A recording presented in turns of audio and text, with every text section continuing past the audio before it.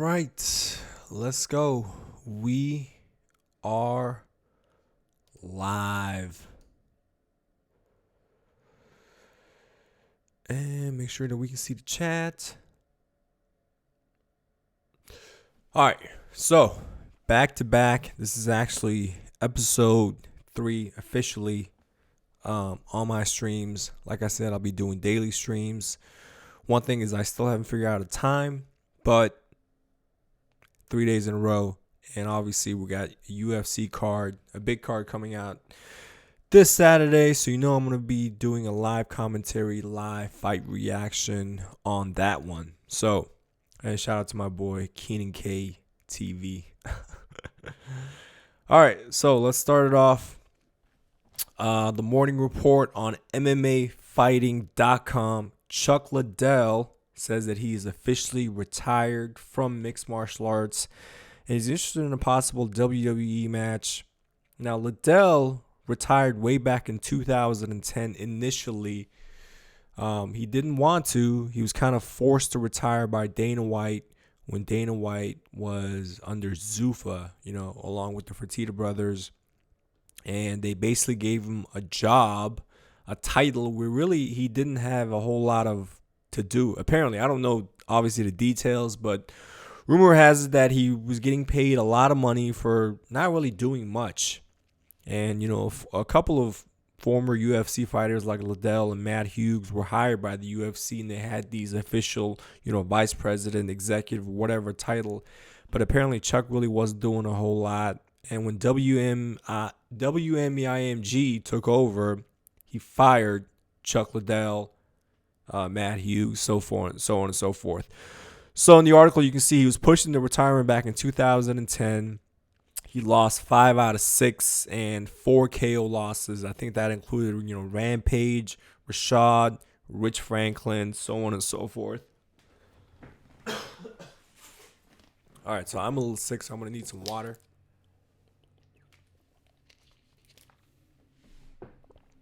This is definitely going to be a short stream.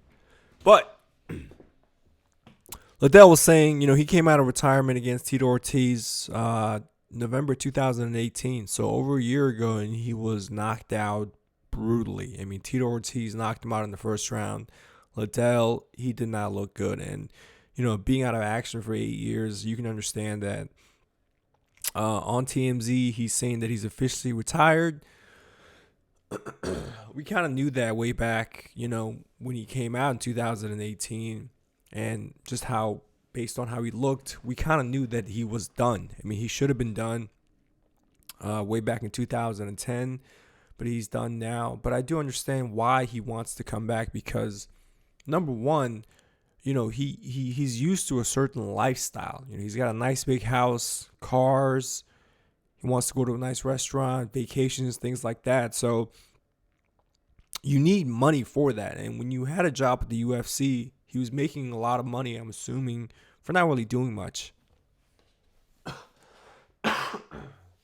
Wow.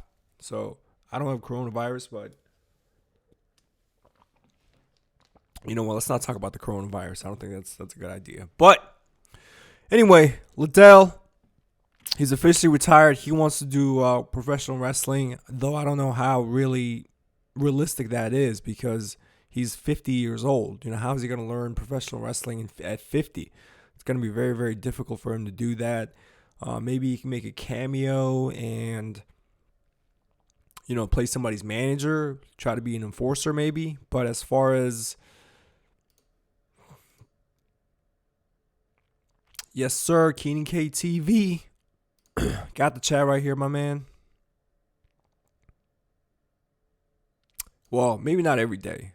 I don't know. I'll let you decide that.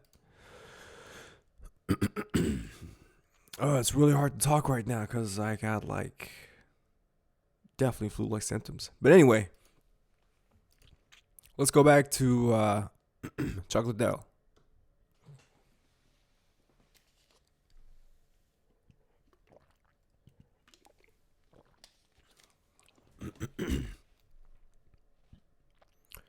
So basically he's saying, hey, I'm going to do WWF. I want to do professional wrestling. But at 50 years old, how realistic is that? I just don't think it's very realistic. I just don't think that that's something that he can actually do at 50.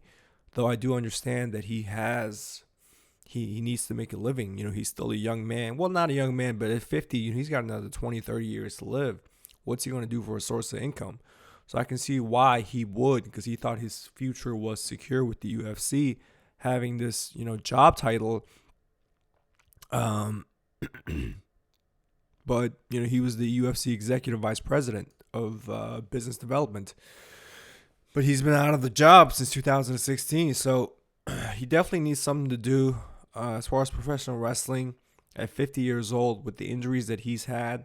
I just don't know how realistic that is. But that's definitely a report that Chuck Liddell at 50 years old is officially retired from mixed martial arts. And it was just a sad way to end, especially Tito Ortiz, who he beat twice in the UFC.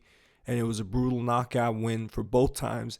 And then he got brutally knocked out the third time. So long, Chuck. Definitely a legend. And maybe we'll see him in the world of professional wrestling. Maybe we won't.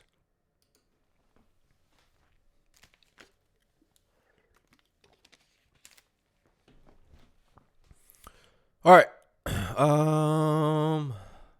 There you go, Mark.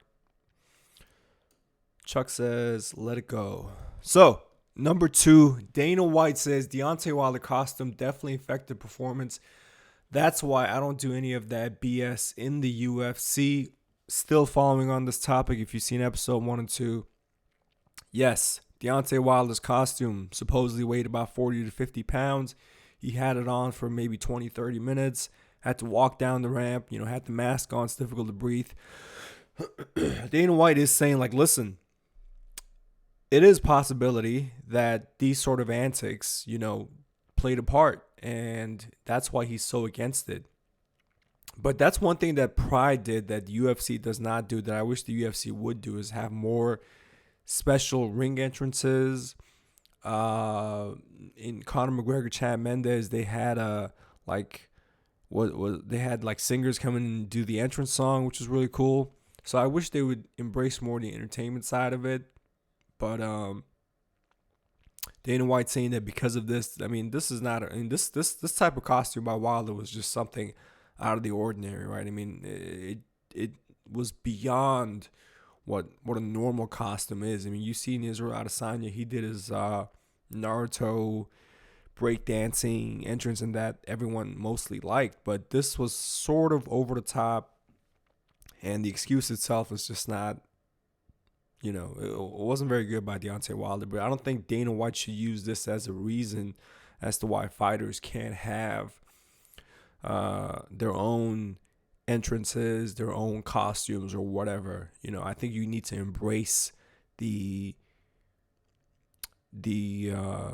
specialty, or embrace the individuality of all the different fighters. So if you just take a look at Pride, they had some of the best ring entrances. It was very unique, and that's one of the reasons why I love Pride. And a lot of people do love Pride because of that. Whereas this specific reason, I don't think they know why you should use this as a reason as to why, hey, this is why I don't do it in the UFC. Just because it didn't work here doesn't mean it's not going to work anywhere else. So that's our second topic. Let's do a couple of matchmaking. Or let's, shift gears to that one. Number 1, Ryan Hall. Okay, he's returning to face Ricardo Lamas. UFC Fight Night, May 2nd. A lot of people are wondering why Ryan Hall was not on the UFC Fight Night card last week. It was in Virginia, Norfolk, Virginia. Ryan Hall obviously trains in Virginia. People were wondering, why is Ryan Hall not there? He has wins over BJ Penn, that nasty heel hook in the first round. He also has a decision win over Gray Maynard, who was a former title challenger. So Ryan Hall is undefeated in the UFC. He's undefeated in his MMA career, and he has a couple of really nice wins in the UFC. And he's a very, very dangerous fighter. So a lot of people, he was on the Ariel Helwani show, and he was expressing frustration about how, and he was literally naming guys, all the featherweights were declining to fight Ryan Hall. And he was getting frustrated because, he's in his mid-30s now, and his time is now. He's on a nice win streak. He's got some good names on his resume. He's a dangerous fighter. People want to see him fight However, if nobody wants to fight him, he can't just sit around. So he expressed some frustration on their Hawani show. He's not really the type of guy who speaks out, but the fact that when he did, boom, he has a fight against Ricardo Lamas. And Ricardo Lamas has definitely fallen on hard times, but he's still a former title challenger. He's a good wrestler. He's got good power. So this is going to be a really good fight for Ryan Hall. And we're going to see where he's at.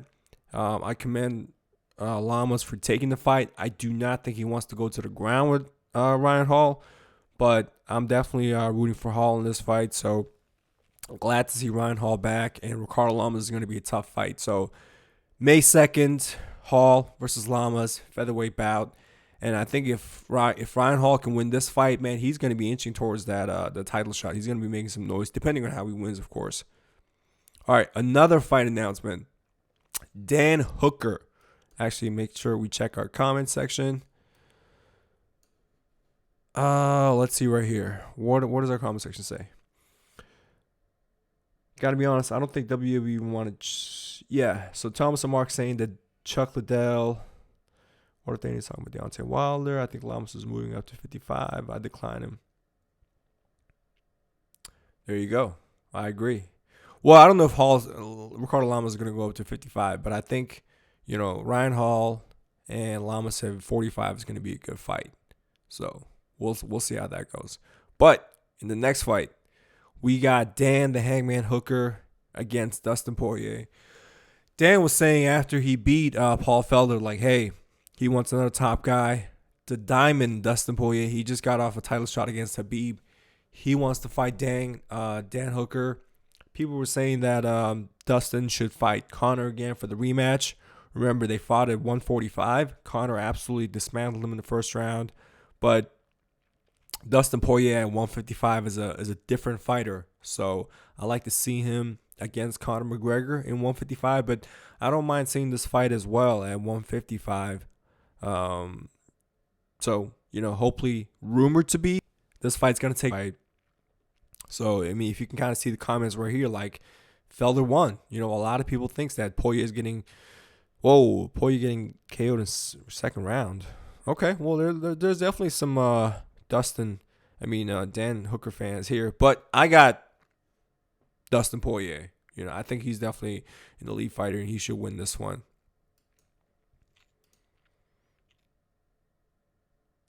Thomas says Hooker's been talking about good, but it should be great if I get Dustin by KO. That makes two. All right.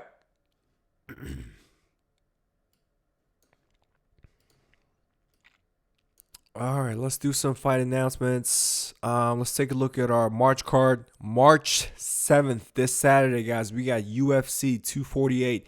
Israel Adesanya versus Yoel Romero. Weili Zhang versus Joanna Jędrzejczyk. This is going to be a fantastic pay-per-view card. I'm going to be doing a live commentary on this one, so make sure you tune in for that one. A week later, you got Kevin Lee versus Charles the Bronx Oliveira. This is going to be a great card, and I'm still a big believer in Kevin Lee, despite the fact that he lost some key fights, but he went down back to 155, had a tremendous KO win. He's with Faraz Zahabi in Montreal. So we're definitely seeing a new Kevin Lee. I still believe Kevin Lee is the man to beat Khabib stylistically, okay? I said this before, then he lost and people were clowning on me, but it doesn't matter because I believe stylistically Kevin Lee still has the style to beat Khabib. And I'm going to explain that in another video. So I'm a big believer in Kevin Lee, and this is a fight that he should win. I'd be very disappointed if he loses to Charles Oliveira. And then a week later, you got Tyron Woodley versus Leon Edwards, who's on a terrific hot streak. Tyron Woodley making his comeback after losing in a very disappointing fight to the now champion Kamaru Usman. We're definitely going to see him back. But Tyron, he's in his late 30s. How much does he have left in the tank? Because he was absolutely dominated by Usman. But we're going to see him against Edwards. This is a good fight. I don't know who's going to win yet. I'm going to have to think about this some more. But this is going to be a fantastic fight. And then a week later, March 28th, you got Ngannou versus Rosenstruck. Both of them have devastating KO wins over Alistair Overeem. Although Ngannou put Alistair Overeem in a different orbit, Rosenstruck, I will argue that while Alistair Overeem's lip was busted up, Rosenstruck made an amateur mistake and not follow up. And I think maybe if it was a different referee, that fight might not have been stopped because there was only a few seconds left. But I'm going to leave it at that. This is going to be a fantastic fight. I'm just saying, 7th, the 14th, the 21st, the 28th. And these are all UFC Fight Night cards right here. So these are all free on, I think, ESPN Plus. This is the only pay-per-view card. All of them are fantastic, and I can't wait to watch them for sure. All right, guys. Let's switch to Conor McGregor, our favorite guy. Two posts. One of them is Justin Gaethje saying that, hey, I want to fight the winner of the April 18th fight. Basically, he wants to fight either Tony Ferguson or Khabib. And my reaction is, what has Justin Gaethje really done to fight the winner of those two? He definitely has a couple of first round finishes, but who has he beaten, right, to warrant such a thing? I want to see Justin Gaethje versus Conor McGregor. I do not believe for 1 second that Conor McGregor is scared of Justin Gaethje. I do not believe for 1 second that Conor McGregor would get dominated or lose to Justin Gaethje. I think stylistically, Conor McGregor has a very good chance of beating Justin Gaethje, and I think he will fight Justin Gaethje, and I would love to see that fight. So I definitely don't think that's going to happen, of Justin Gaethje fighting the winner, but more so Conor McGregor and Justin Gaethje going to face maybe sometime in May, let's say. Speaking of which, our old friend Nate Diaz took a shot at Conor McGregor saying, hey, what happened to your season? You know, Conor McGregor at the beginning of the year was talking about, this is my season. He used that word like 100 times, basically saying that, hey, I'm going to treat this year, 2020, as a season, and I'm going to be consistent, right? I'm not going to fight once every 2 years. He had a very good win against Cowboy, took absolutely no damage. Nate Diaz basically hinting that he, hey, what happens to your season? I was already back by now. So my question is, does Conor McGregor want to fight Nate Diaz? The trilogy fight, that's the one that we've been waiting for. Are we finally going to see that fight? Definitely Nate Diaz is hinting for that one. Conor McGregor's always wanted that fight. So I can see that fight happening, whether it's Justin Gaethje or Nate Diaz. I definitely think Conor McGregor should not wait for the winner of Khabib and also Ferguson. He needs to fight now. I'll take either Nate Diaz, Justin Gaethje. I like to see him against Justin Gaethje just because Justin Gaethje has been making some noise. So I'd love to see Conor McGregor come back in that fight, but I wouldn't mind him seeing Nate Diaz either. So either or, guys. Either or would work. And last but not least, let's talk about our old friend Khabib Nurmagomedov against Floyd Money Mayweather. Lusty Boy says Rosenstruck. Let me see right here. Let me see what the chat says. He said that Rosenstruck is a scrub. Why is Rosenstruck a scrub? That makes no sense. Come on now. All right, so one last thing, guys. One last topic is Khabib is talking about fighting Floyd, which, I mean, that would have been laughable 3 years ago, right? Any boxer crossing over into MMA or MMA going into boxing, that would have been laughable. But because of Conor McGregor, that is, I mean, it's a reality. It's very possible. Khabib is saying, hey, I'm not a boxer. I'm not a wrestler. I'm an MMA fighter. And if Mayweather's interested, by the way, his name is misspelled, so I don't know who did this. He wants to do like a hybrid thing where he wants to do 11 rounds of boxing and one last round of MMA. He wants to do that. So 11 rounds of 3-minute boxing rounds, and then the 12th round is going to be 1 5-minute MMA. He's saying, hey, I don't think Floyd Mayweather can knock me out in 11 rounds. And in the 5th round, so I can lose 11 rounds. And in the 12th round, when it's MMA, I'm going to take him down and I'm going to smash him. He's very confident in that. Let me just say this. First of all, I think Floyd would take this fight if the rules were, mixed like this. 11 rounds of boxing, 1 round of MMA, because I do believe that Floyd Mayweather will finish Khabib in 11 rounds. Absolutely sure. I mean, Khabib, first of all, if you've seen his fights, he does get tired in the stand-up. He's not going to last 11 rounds with Floyd Mayweather. He does not have the punching power. Floyd has faced way better opposition in boxing than Khabib. And I think if it does happen, I think he definitely will finish him inside 11 rounds. That being said, I don't think he's going to accept the fight just because he doesn't want to take a chance. He doesn't want to risk, right? He is 43 years old. He doesn't want to risk somehow making it into the 12th round, and then Khabib's going to take him down, beat him up. But even so, after 11 rounds, I think Khabib's going to be exhausted to just take him down and beat him up like that. But that being said, I think if Khabib and Floyd were to box, I think Floyd will absolutely dismantle and destroy Khabib Nurmagomedov. But this would be a good moneymaker for both Khabib and Floyd. So we'll see. Again, this is closer to fantasy than reality, but this talk has been going on for a while. And after Conor McGregor and Floyd, who knows what's reality and what's not. Danny P, let's go. Nobody wants to see Khabib fight anybody besides Tony. I agree, and they are going to fight Khabib. So we'll see how everything goes. All right, guys. This was episode 3. This is my 3rd attempt at trying this live streaming thing. I'm still getting a lot of things worked up, but it's getting better and better. I was a little bit sick today, so definitely my voice and just overall presentation is off. But again, Saturday, make sure you tune in because I will be doing a live reaction on the UFC pay-per-view. So if there's no anything else, I'm going to go ahead and end the live stream in about 5 seconds, let's say. 5. And shout out to Danny P. You joined too late, my man. You gotta get on board.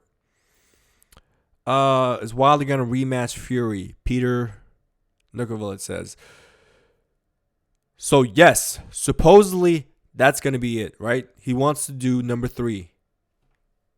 Do you want to see that fight, though? I do not. Okay, let Anthony Joshua fight Tyson Fury, and the winner can fight Wilder. If I'm Wilder, that's what I would do. But at the same time, Wilder wants to make the most money. Wilder wants to take the money fight now. I don't blame him. That fight is the title fight. He has a guaranteed rematch. So why not take that fight? I just don't think July is going to be enough time. So, Peter, if you have not seen, make sure you go back and rewatch my last live stream, which is number 2. I go in more in detail about that, but Floyd Mayweather is talking about that he wants to train Wilder, which I just think it's a terrible idea. But again, if you can make $20-30 million, then you should probably make it now instead of later, because that chance might not come again. So I can see why he wants to take that. I don't think you should ever decline a title fight, but it just makes sense. Anyway, guys, thanks for watching. I will be going off in 5, 4, 3, 2, 1. Let's go.